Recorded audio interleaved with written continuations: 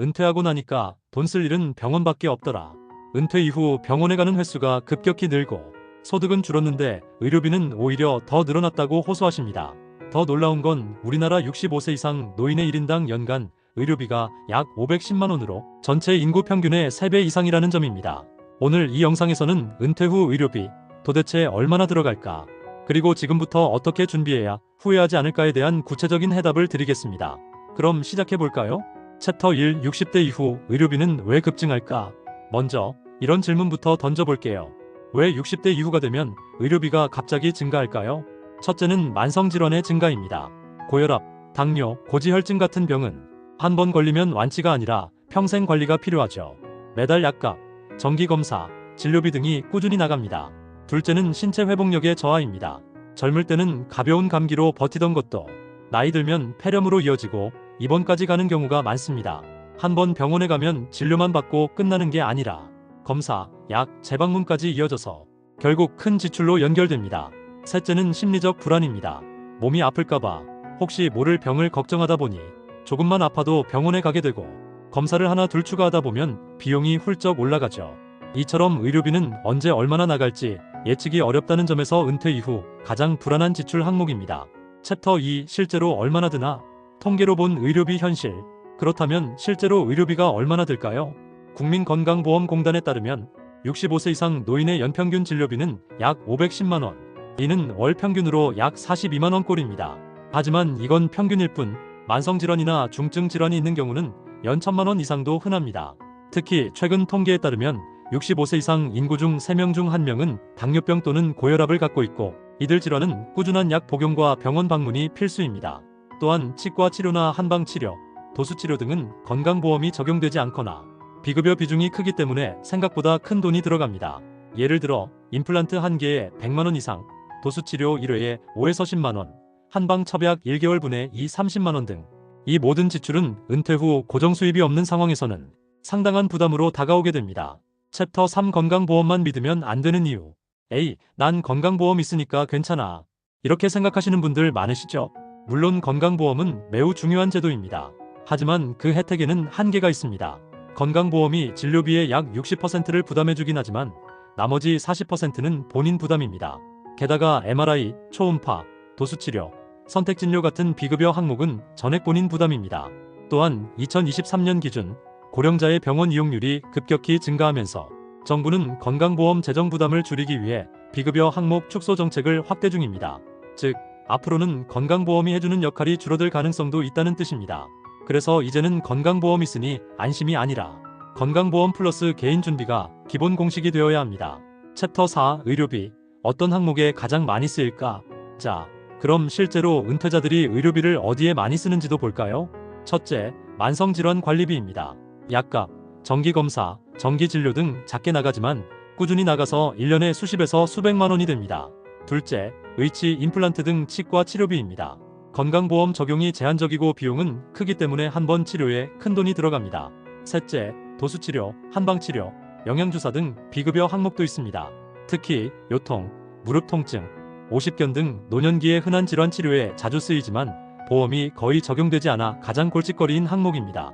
넷째, 입원비 및 간병비입니다. 입원하게 되면 건강보험이 일부 적용되더라도 하루에 10에서 20만 원 이상의 실지출이 발생하기 때문에 한 번 입원하게 되면 큰 지출이 발생합니다. 다섯째, 검사 비용입니다. MRI, CT, 초음파 검사 등은 1회 검사에 10에서 50만 원 이상 소요되며 정기적인 건강검진이나 재검진 시 추가 비용을 부담해야 합니다. 이처럼 의료비는 한두 항목이 아닌 여러 방향에서 동시에 지출이 발생하기 때문에 전체적으로 보면 적지 않은 금액이 매달 나가게 됩니다. 챕터 5 의료비는 예상이 아니라 계획이다. 여기서 중요한 질문이 하나 있습니다. 내가 은퇴 후 의료비로 한 달에 얼마쯤 쓰게 될까? 사실 정확히 예측하기는 어렵습니다. 하지만 계획은 세울 수 있습니다. 예를 들어 만성질환 두세 개 보유, 치과 치료 1년에 1회, MRI 초음파 등 고가 검사 1년에 1회, 실손보험 또는 민간보험 있음. 이런 조건이라면 월 평균 40에서 60만 원 의료비 지출은 충분히 예상 가능합니다. 따라서 지금부터는 여유자금 일부를 의료비용 예비비로 확보해야 합니다. 예를 들어 매달 20만 원씩 의료비 전용 적금을 들거나 국민연금 외에 생활비 포트폴리오에서 의료비 항목을 따로 설정하는 방식입니다. 특히 갑자기 큰 돈이 들어가는 돌발 상황, 예를 들어 고관절 골절로 수술하게 되는 상황에는 1,000만 원 단위의 목돈이 필요한 경우도 많기 때문에 비상금 통장도 반드시 만들어 두시는 게 좋습니다. 챕터 6. 장기요양보험과 간병비의 현실. 여러분, 혹시 장기요양보험이라는 말을 들어보신 적 있나요? 나이가 들면 병원에 입원하는 것보다 더 무서운 게 바로 간병입니다. 고관절 수술 후 거동이 불편해지거나 치매로 인해 일상생활이 힘들어지는 경우 누군가의 손이 꼭 필요해지죠. 하지만 문제는 이 간병비가 상상 이상으로 크다는 데 있습니다. 요양병원에 입원하면 한 달에 적게는 150만 원, 많게는 300만 원 넘게 본인 부담이 생기고 병원이 아닌 집에서 간병인을 부르면 하루 10만 원 이상이 기본입니다. 한 달이면 간병비만 300만 원이 넘는다는 이야기입니다. 이럴 때 활용할 수 있는 제도가 장기요양보험입니다. 건강보험공단에서 관리하는 이 제도는 만 65세 이상이거나 노인성 질환이 있으면 등급을 받아 이용할 수 있습니다. 등급이 나오면 요양시설비나 방문간호, 주간보호 서비스 등을 일부 보장받을 수 있지만 전체 간병비의 60-70% 정도만 커버되며 나머지는 여전히 본인 부담입니다. 즉, 장기요양보험이 있다고 해서 모든 간병비를 해결해주는 건 아니라는 점을 꼭 아셔야 합니다. 실제로 저희 채널에 사연을 보내주신 68세 김씨 어르신은 어머니가 치매로 요양병원에 2년간 입원하셨는데 본인 부담금으로만 5천만 원 이상이 들었다고 합니다. 장기요양 등급을 받았음에도 말이죠. 이처럼 간병비는 우리 삶을 송두리째 흔들 수 있습니다. 따라서 지금부터라도 간병비 대비 저축을 별도로 시작하는 것이 진짜 노후 준비의 핵심입니다. 챕터 7. 실손보험. 이대로 괜찮을까? 대부분의 분들이 이렇게 말씀하십니다. 난 실손보험 있으니까 괜찮아. 정말 괜찮을까요? 실손보험은 병원비의 일정 비율을 돌려받는 보험입니다. 과거에는 비급여 항목까지 대부분 보장됐지만 2021년 이후 개편된 4세대 실손은 보장 범위가 좁아지고 병원을 많이 이용할수록 보험료가 올라가는 구조로 바뀌었습니다. 게다가 나이가 들수록 보험료도 계속 오릅니다. 60대 기준으로 실손보험료는 월 4만 원에서 10만 원까지도 올라가며 70세가 넘으면 가입 거절을 당하는 경우도 적지 않습니다. 실제로 72세 박씨 어르신은 실손보험에 가입하려다 고혈압 약을 먹고 있다는 이유로 거절당했고 결국 아무런 보장 없이 병원비를 전액 부담하게 됐다고 하셨습니다. 이처럼 실손보험 하나만 믿기보다는 노후 전용 실손보험이나 간병 특약 또는 고령자 맞춤형 건강보험을 함께 구성해야 진짜 방어가 가능합니다. 보험도 포트폴리오 시대입니다. 하나만 믿는 건 위험합니다. 챕터 8. 의료비를 줄이는 생활습관 3가지.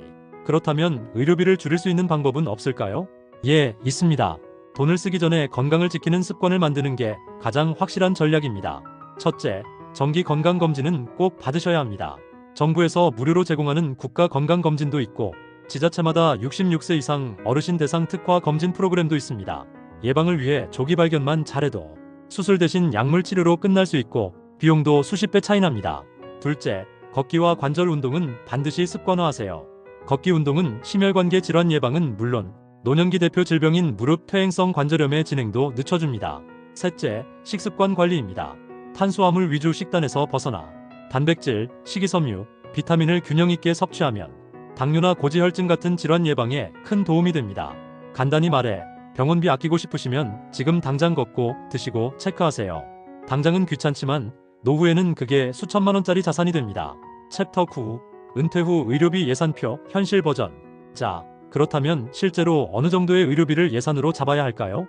예시로 65세 은퇴자 기준 월 의료비 예산표입니다. 이는 아주 기본적인 예시일 뿐입니다. 만약 만성질환이 있거나 간병 가능성이 높다면 최소 7-80만 원까지도 예상해야 합니다. 노후엔 여행보다 더 자주 가는 곳이 병원입니다. 지금부터 준비하지 않으면 병원비 때문에 집을 판다는 현실이 닥칠 수 있습니다. 여러분, 오늘 영상에서 확인하셨죠? 간병비는 보험이 전부 커버해주지 않는다. 실손보험 하나로는 부족하다. 의료비는 막는 것이 아니라 미리 준비하는 것이다.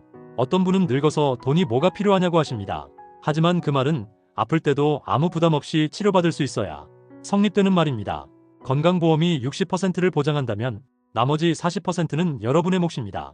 그 대비 지금 시작하셔야 합니다. 이 영상이 도움이 되셨다면 좋아요 한번 눌러주시고 건강한 노후를 위한 정보를 매주 올리고 있으니 웰빙 연구소 구독하시고 꿀정보 놓치지 마세요.